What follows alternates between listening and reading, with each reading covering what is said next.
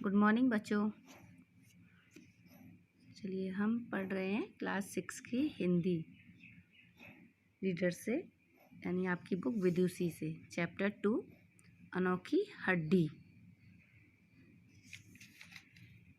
ठीक है, इस कहानी के आपके लेखक हैं भीष्म साहनी जी। देखिए, अनोखी हड्डी चैप्टर 2। स्वर्ण देश के महाराज उदयगिरी 50 वर्ष की अवस्था तक पहुँचते पहुँचते महाराधिराज हो गए।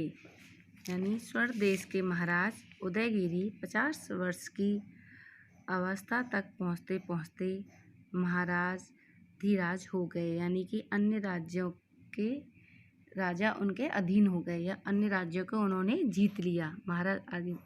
महाराजाधिराज का होने का मतलब ये है कि अन्य राज्यों को जीतना। देश देशांतरों में उनकी विजय पताका लहरा चुकी थी, यानी कि देश और अनेक देशों में, बाहर के देशों में भी उनकी विजय पताका यानी कि विजय का झंडा लहरा चुका था। उनके पराक्रमी का कोई पारावार ना था। उनके पराक्रम यानी कि शक्ति का कोई भी सीमा नहीं थी। अनेक बंदी राजा उनके भीमकाय दुर्ग में, मतलब बहुत बड़े विशाल दुर्ग में, अंधेरी दीवारों को ताकते हुए दम तोड़ चुके थे। अंधेरी दीवार यानी कि उसमें कोई रोशनी नहीं थी। अंधेरी दीवारों को देखते हुए उसमें दम तोड़ चुके थे।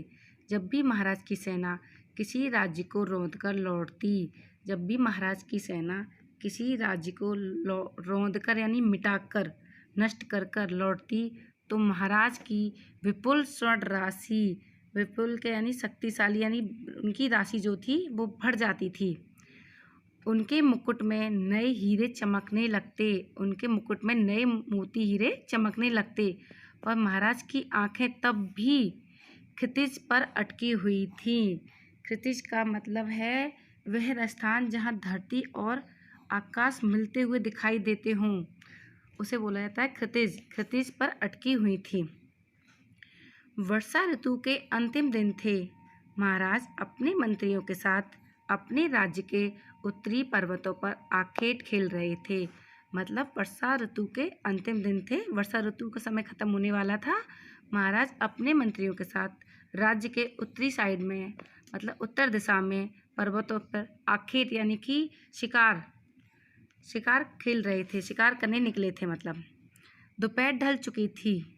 महाराज एक हिरन का पीछा करते हुए अपना रास्ता भूल गए। महाराज एक हिरन का पीछा कर रहे थे और पीछा करते करते रास्ता भटक गए। यानी आखेट की उत्तेजना, यानी कि शिकार करने की उत्तेजना में वह मीलों तक अपना घोड़ा दौड़ाते चले गए। यानी उन्हें ये लग रहा था कि मुझे शिकार करना है और मैं शिकार करूँगा, इसमें अपना घोड़े को दौड़ाते हुए आगे तक निकल गए। पर हिरन का कुछ पता ना चला। जंगल की सीमा आ चुकी थी और महाराज थककर एक पेड़ के नीचे खड़े हो गए थे। महाराज थक गए थे, जंगल की सीमा खत्म होने को आ गई थी और महाराज एक पेड़ के नीचे खड़े हो गए हैं।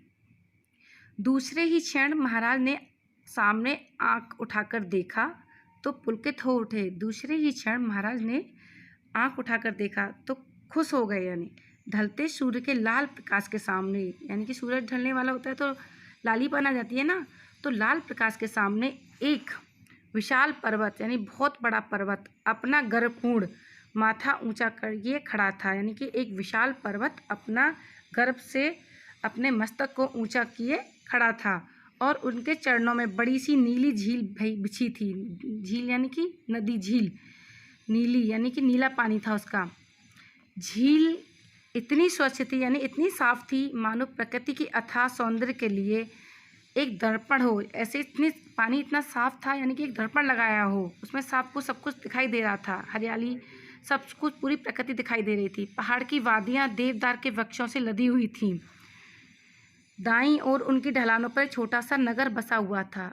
जो दाईं ओर एक साइड ढलान थी, वहाँ पे छोटा सा नगर बसा हुआ था, जिसकी छतें सायंकाल के धुंधले प्रकाश में दूर तक फैलती हुई नजर आ रही थीं।